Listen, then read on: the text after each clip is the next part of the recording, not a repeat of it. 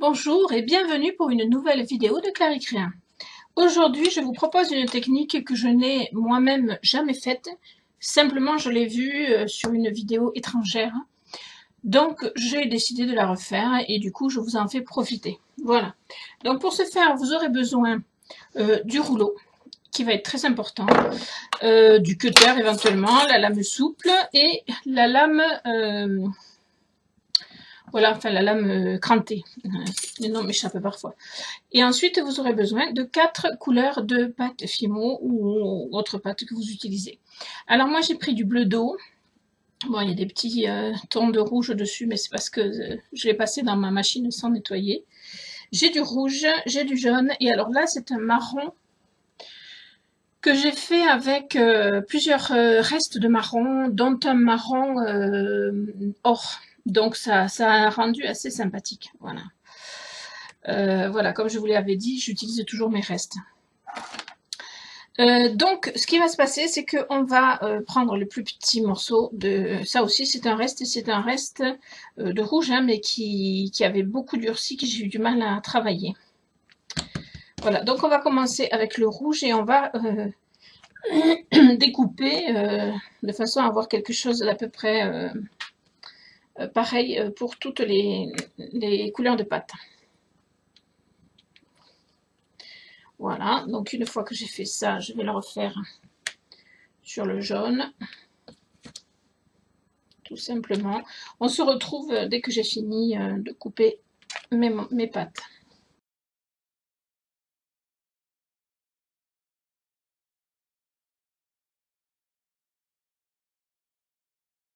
Voilà, donc j'ai coupé mes pâtes et maintenant je vais les mettre les unes sur les autres en choisissant toujours pareil hein, de mettre des couleurs qui soient un petit peu assorties les unes aux autres.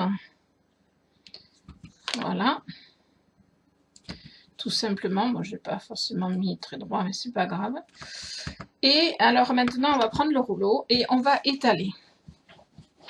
Alors on étale des deux côtés, bien sûr, pour pas que celle de dessous soit moins étalée que celle de dessus. Voilà, tout simplement. Et ensuite, on va... ouais, c'est bon. On va couper en deux. Bon, à peu près, hein, c'est à vue de nez, comme on dit. Et on recommence.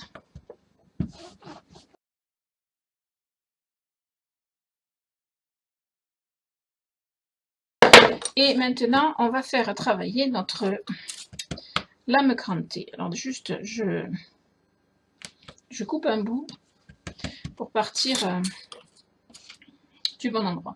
Alors c'est là que ça devient un petit peu plus complexe entre guillemets. Hein, c'est pas non plus super dur, mais simplement je pense qu'il faut faire attention de ne pas aller ni trop profond, ni trop en dessus. Donc, on fait passer... Moi, je trouve que j'ai un morceau qui est trop grand. Je vais le couper comme ça pour l'instant. Et je vais faire ce bout-là. Donc, on fait passer la lame crantée. Voilà, dessous, sous la première couche, mais sans aller trop en profondeur.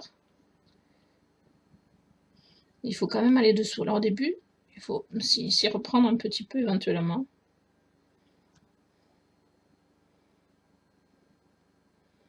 C'est que j'ai peur d'aller trop bas.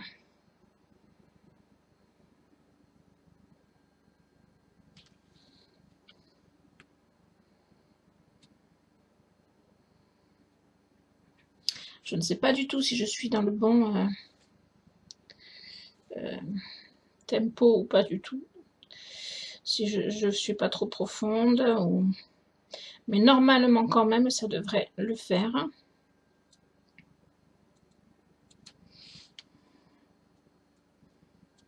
Voilà. Alors vous voyez le résultat. Bon, sauf là, il y a un petit peu de... Je coupe et puis voilà. Regardez ce résultat qui est magnifique, honnêtement. Voilà. Vous allez pouvoir donc l'étaler. et vous en servir comme d'une... on pourrait même le garder avec les reflets là, mais bon, c'est plus compliqué parce que il faut vraiment que ça soit toujours à même hauteur, et là c'est un peu plus compliqué.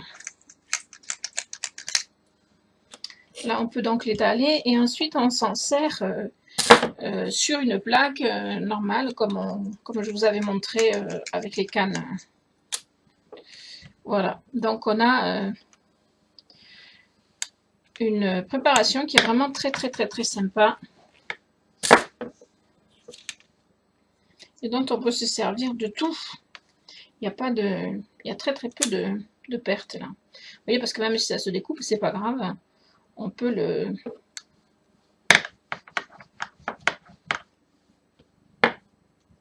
on peut s'en servir comme d'une canne. Après, on peut aussi faire un bracelet. Dans ce cas-là, il faut faire une longueur pour pouvoir faire le tour du bracelet. Et sinon, on peut faire à peu près tout ce qu'on veut. Voilà. Donc, j'ai pas préparé ma pâte pour le faire, mais je vais le faire.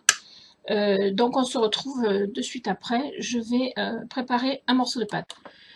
Donc voilà, j'ai préparé un morceau de pâte, toujours avec des restes, vous voyez, ça donne un effet très sympa chaque fois, et ça permet d'avoir un fond de bijoux qui est très joli, parce que c'est difficile d'avoir un bijou avec les deux côtés à motif, donc quand il y a un côté motif et un côté uni comme ça, c'est sympa d'avoir quand même quelque chose qui a été un petit peu travaillé aussi. Voilà, donc ce que je vais faire maintenant, c'est que je vais tout simplement positionner ma création de façon à pouvoir l'incruster sur ma plaque préparée là.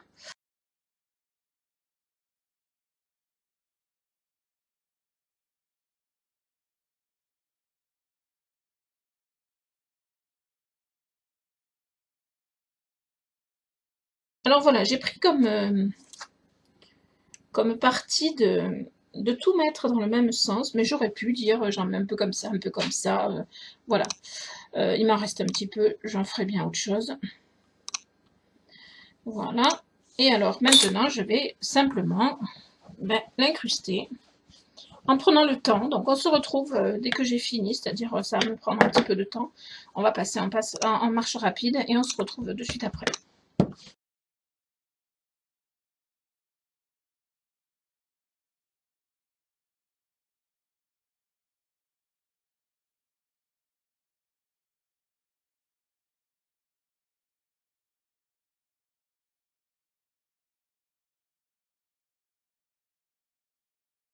Voilà, donc j'ai bien étalé, je vérifie avec les mains qu'il n'y a pas de rugosité, parce que sinon c'est dommage, et puis après ça apparaît bien sur la création, et ça c'est vraiment pas joli. Donc j'aime pas moi personnellement qu'il y ait des petites rugosités. S'il y en a que j'arrive pas à faire partir, je me sers pas de ce bout là, mais je veux absolument que ça soit tout lisse, hein, parce qu'après en plus quand on va poncer, si c'est pas lisse, on peut avoir de mauvaises surprises avec de la pâte qui se soulève, et après on a un morceau de motif en moins. Voilà. Après j'ai aussi rencontré un petit problème de bulle par ici, donc j'ai rajouté de la pâte et puis j'ai fait une petite ouverture là, ce qui a permis après, en repassant le rouleau, de faire partir la bulle d'air, puisque c'est une bulle d'air, hein. Voilà, donc maintenant j'ai un matériel qui me convient à peu près. Je vérifie toujours, voilà, il faut bien vérifier, bien lisser. Voilà, là ça me plaît. Donc voilà, je vous le présente. Regardez comme c'est beau. Vraiment, c'est de toute beauté. Franchement, c'est un motif extraordinaire. Moi, j'aime beaucoup.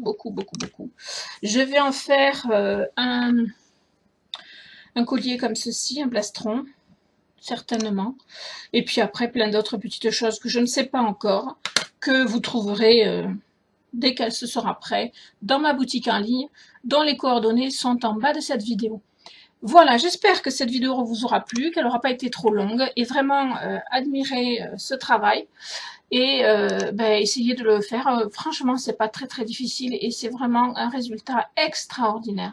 Je vous remercie de m'avoir suivi. J'espère que cette vidéo vous aura plu et je vous dis à bientôt pour de nouvelles créations.